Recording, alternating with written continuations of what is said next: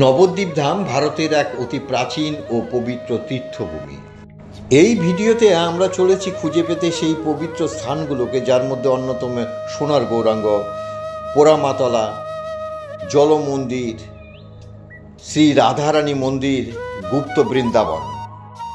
এছাড়া রয়েছে শ্রী দেবানন্দ গৌড়ীয় মঠ। দেখতে পাবো বিরাট মহাপ্রভুর মূর্তি, যেগুলি শুধু ইতিহাস নয়, আধ্যাত্মিকতার সাক্ষ্য বহন করে চলেছে। নমস্কার বন্ধুরা, আশা করি সকলেই ভালো আছেন। আজকের গন্তব্যস্থল নবদ্বীপ ধাম। এবার আসি কিভাবে যাবেন, কোথায় থাকবেন, খাবেন, জানতে হলে পুরো ভিডিওটি দেখতে থাকুন। প্রথমে শিয়ালদা থেকে কৃষ্ণনগরগামী লোকাল ট্রেন ধরে সকাল সকাল কৃষ্ণনগর পৌঁছে যায়।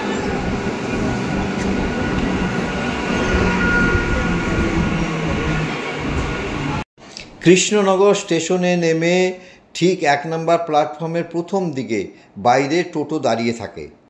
ওখান থেকে টোটো রিজার্ভ করে নবদ্বীপ যাবার পথে দেপাড়া ভগবান নৃসিংহদেবকে দর্শন করে যেতে পারেন। এই হচ্ছে নৃসিংহদেবতলা দেপাড়া। এই দিকটা কৃষ্ণনগর, আবার ডান দিকটা এই নবদ্বীপ চলে গেছে। জনশ্রুতি অনুযায়ী সত্যযুগে হিরণ্যকশিপুকে বধ করার পর ভগবান নৃসিংহদেব তার নখের রক্ত ধুতে এখানে আসেন পাশের পুকুরে। তখন মন্দাকিনী নদীর অংশ ছিল। আজও দেপাড়ার এই মন্দিরে নিয়মিত পূজা ও উৎসব পালিত হয়। ভগবান নৃসিংহদেব শুধু দুধের পরামান্ন গ্রহণ করেন। কে কে এই মন্দিরে এসেছেন তার অভিজ্ঞতা কমেন্ট বক্সে লিখে জানান। বাইরের এই গাছটিতে ভক্তরা মনের ইচ্ছা নিয়ে অনেকে লাল সুতা বেঁধে মানত করেন এবং ইচ্ছা পূরণ হলে আবার এসে খোলেন এবং ভগবানকে দর্শন করে পূজা দেন। এই রীতি এখনও চলে আসছে। ভগবান নৃসিংহদেবের চরণে কেন পায়েস নিবেদন করা হয় জানেন কি? পুরাণ বলে হিরণ্যকশিপুকে বধ করার পর নৃসিংহদেবের রুদ্ররূপে কাঁপছিল সৃষ্টি, অর্থাৎ ত্রিলোক, স্বর্গ, মর্ত্য ও পাতাল। তখন তার প্রিয় ভক্ত প্রহ্লাদ ভগবানকে শান্ত করার জন্য নিবেদন করেন এক বাটি পরমান্ন, অর্থাৎ পায়েস। এই মন্দির দর্শন করার পর আবার রওনা দিলাম নবদ্বীপে, যেখানে ঘর বুক করা ছিল শ্রী দেবানন্দ গৌড়ীয় মঠে। আমরা গৌরাঙ্গ সেতুর উপর দিয়ে যাচ্ছি। একদিকে নবদ্বীপ শহর, নদীর অপর দিকে মায়াপুর। এখান থেকে চন্দ্রোদয় মন্দির দেখা যাচ্ছে। এই গৌরাঙ্গ সেতু ভাগীরথী নদীর উপর অবস্থিত। এই সেতুর মাধ্যমে নবদ্বীপ, কৃষ্ণনগর, বর্ধমান, কান্লা শহরের সাথে সংযুক্ত হয়েছে। এই ব্রিজের দৈর্ঘ্য মোট 588 মিটার। চারিদিক দেখতে দেখতে গন্তব্যস্থলে আমরা পৌঁছে গেলাম। আমরা কৃষ্ণনগর থেকে টোটো নিয়ে পৌঁছে গেলাম শ্রী দেবানন্দ গৌড়ীয় মঠে। ঢুকেই হচ্ছে অনুসন্ধান অফিস। এখানে থাকা এবং খাওয়ার ব্যবস্থা আছে। প্রথমেই এসে আমরা একটা ঘর নিয়ে নিলাম। এখানে এসি এবং নন এসি খুব ভালো ব্যবস্থা আছে। এই মঠ গৌড়ীয় বৈষ্ণব সম্প্রদায়ের আরেকটি প্রাণকেন্দ্র। এখানে প্রতিদিন চলে হরিনাম, সংকীর্তন ও ধর্মীয় শিক্ষা। এর প্রতিষ্ঠাতা আচার্য শ্রীল ভক্তি প্রজ্ঞান কেশব গোস্বামী মহারাজ, তার সমাধি এখানে শায়িত হয়ে আছে। এছাড়া শ্রীল ভক্তি বেদান্ত বামন গোস্বামী মহারাজের দিব্য সমাধিও এখানে আছে।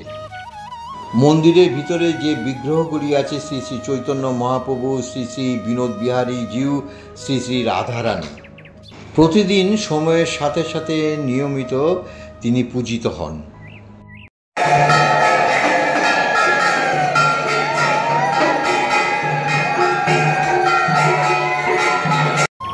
মন্দিরের চারিদিক পরিষ্কার পরিচ্ছন্ন এবং মনোরম পরিবেশ।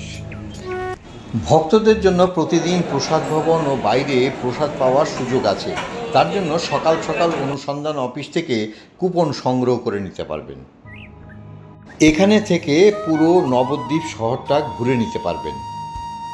এবার চলুন সোনার গৌরাঙ্গ মন্দির। নবদ্বীপ ধামের অন্যতম আকর্ষণ হলো সোনার গৌরাঙ্গ মন্দির। সোনার মতো দীপ্তিমান এই মূর্তিটি চৈতন্য মহাপ্রভু, যার জীবন ও শিক্ষাই এই শহরের প্রাণ। নবদ্বীপের আমরা সোনার গৌরাঙ্গ মন্দিরে আছি। তার ইতিহাসটা আমরা অনেকেই জানি না। প্রভুর কাছে একটু শুনে নিই, এর ইতিহাসটা যদি একটু বলেন। আমি প্রথম থেকেই বলছি। মাঝখানের উপর সিংহাসনে সোনার গৌরাঙ্গ, পাশে রাধা কৃষ্ণ, এক নাম হচ্ছে শ্যাম সুন্দর। আর এই যে ছবি দেখছেন, প্রভুপাদ প্রতাপচন্দ্র গোস্বামী, নিত্যানন্দ প্রভুর 10তম বংশধর। ইনি এই সোনার গৌরাঙ্গ প্রতিষ্ঠা করেন। এই হচ্ছে নবদ্বীপের সোনার গ্রাম।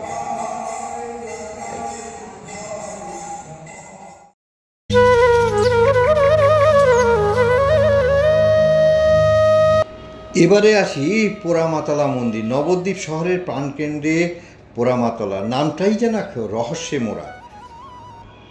নবদ্বীপ বেড়াতে এলে পোড়ামায়ের দর্শন না করে কেউ ঘরে ফেরেন না। বটবৃক্ষের নিচে দুখানি পোড়া ইটের উপর ঘট স্থাপন আছে, যা প্রতিদিন দক্ষিণাকালীর ধ্যানেই পূজিত হন।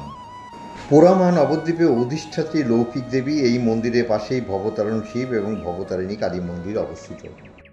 পশ্চিমবঙ্গ হেরিটেজ কমিশন 2019 খ্রিস্টাব্দে পোড়ামাতলাকে নবদ্বীপের হেরিটেজ স্থান হিসাবে তালিকাভুক্ত করেছেন। জানা যায় প্রায় 200 বছরের প্রাচীন মন্দিরকে ততোধিক প্রাচীন এক বটগাছের ঝুড়ি আস্তে পিষ্টে জড়িয়ে রেখেছে। কয়েকশো বছর ধরেই পূজিত হয়ে আসছেন তিনি। এ হচ্ছে গুপ্ত বৃন্দাবন, অর্থাৎ রাধারানীর মন্দির। নবদ্বীপে গৌরাঙ্গ মহাপ্রভুর ধামে লুকিয়ে আছে এক রহস্যময় স্থান, গুপ্ত বৃন্দাবন।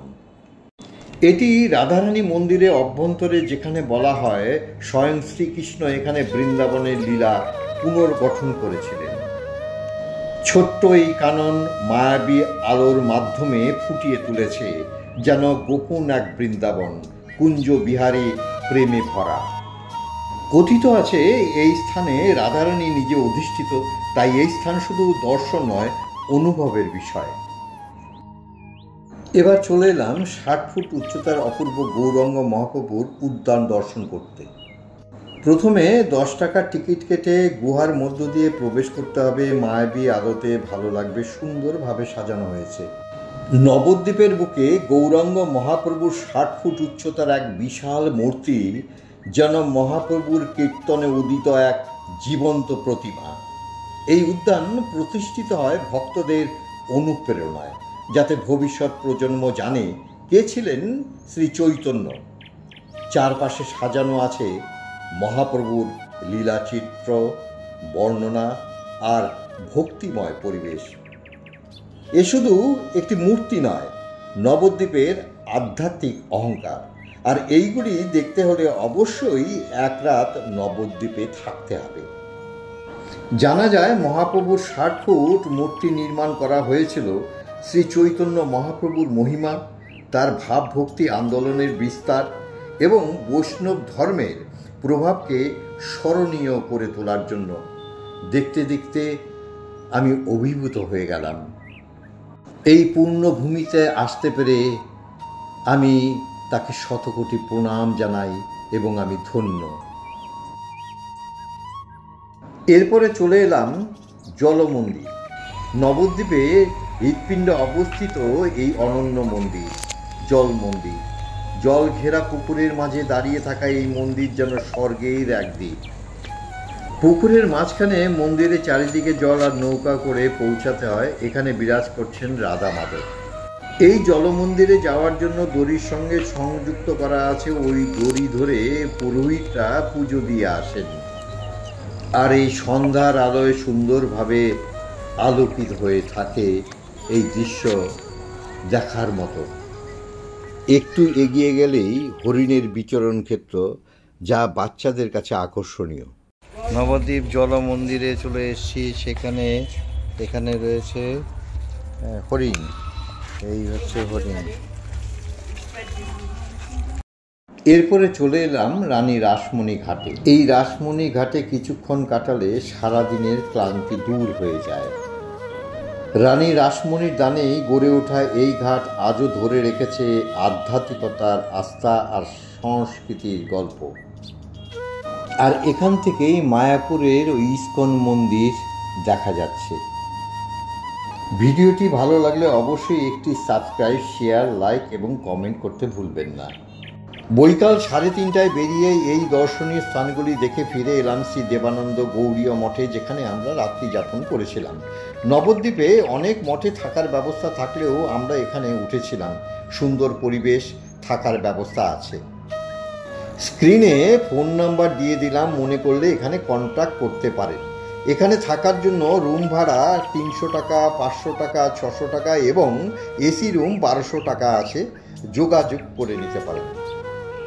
এক রাত কাটিয়ে মনে করলে পরের দিন সকালবেলা মায়াপুর ঘুরে বাড়ি ফিরতে পারেন। আমার মায়াপুর একদিনের ভ্রমণের গাইড ভিডিওটি ইউটিউব থেকে দেখে নিলে আপনাদের ঘুরতে অসুবিধা হবে না। আমার এই তথ্যভিত্তিক ভিডিওটি ভালো লাগলে সাবস্ক্রাইব করুন খুঁজে বেড়াই চ্যানেলে, আর শেয়ার করুন আপনাদের মতামত। আবার দেখা হবে পরের অভিযানে। আপনারা সবাই ভালো থাকবেন। আজ এই পর্যন্ত। নমস্কার। হরে কৃষ্ণ।